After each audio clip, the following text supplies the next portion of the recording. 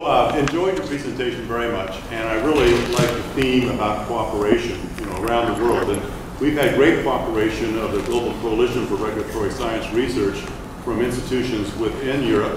EFSA, EMA, and JRC are all active members of the coalition. So we really appreciate that exchange. One thing that I also noticed is that from time to time, some of the scientists at the NCTR, FDA, had received invitations to be part of applications that were going into sources of support for research projects that were funded, I believe, from some of the programs you mentioned, European and wide. So is there still the opportunity for others outside of Europe to enter into relationships with researchers and scientists within Europe and work together for combined resources to answer some of these important questions in the future? Well, thanks for your question, Bill. This is the age-old challenge that we're facing. If I heard correctly, is you want to clarification on whether there will be opportunities for international cooperation for other scientists in that program. The answer is unequivocal, yes, there will be.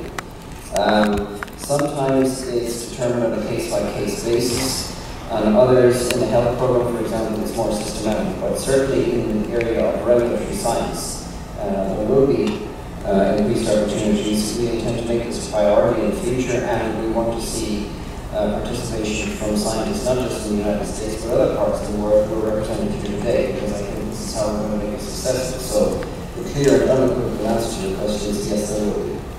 Well, I really appreciate that, because I know over the years there have been support from the NIH in the United States to other partners around the world, and it sounds like Europe is certainly cooperating with reciprocal type arrangements, so I do appreciate that support. I think you're right. It's going to take all of us to move the needle on this particular effort. Thank you. That's it. Sure.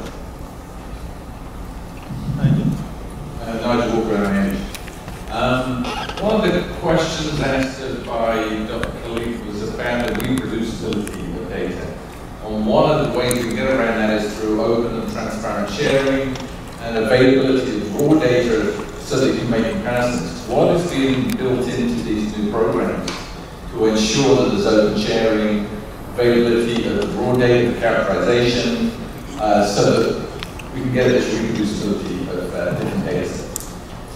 This is a central part of what we're planning.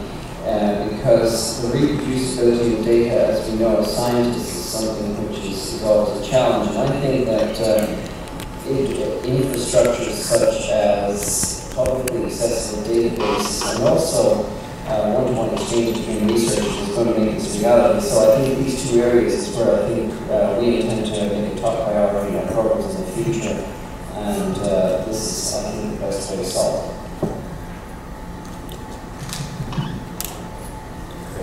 Moving down to Professor Ryan from University. I have a question actually for both of you.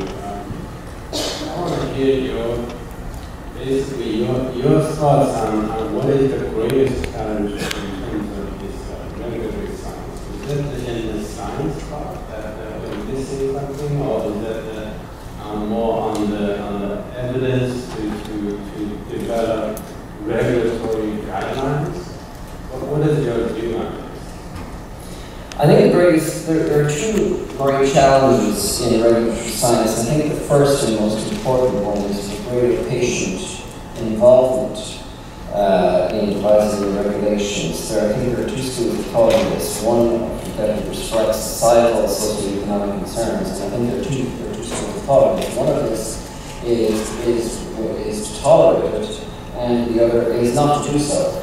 What I'm struck by is the absence is that nobody seems to encourage it, but this is something we are going to undertake very much. Is the patient representative groups will be at the center of our activities.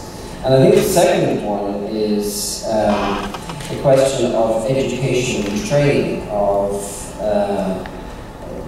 scientists in the future who come, let's say, to a postgraduate environment with a certain amount of scientific skills, but what we would like to see more and more happening is in which we intend to work closely with other European institutions, for example, the Marie Curie Fellowships and so on, European Continuous Professional Development Schemes, and this kind of activity is the acquisition of business and entrepreneurial skills on a practical basis, which means that by the time somebody would have completed a postgraduate education program, we would see them as having acquired on-the-job experience, not just the theoretical skills, but also practical issues of finance, of ethics, of law, and of regulations, which is going to be something we will see recognized in Europe on the EU-wide basis in the future.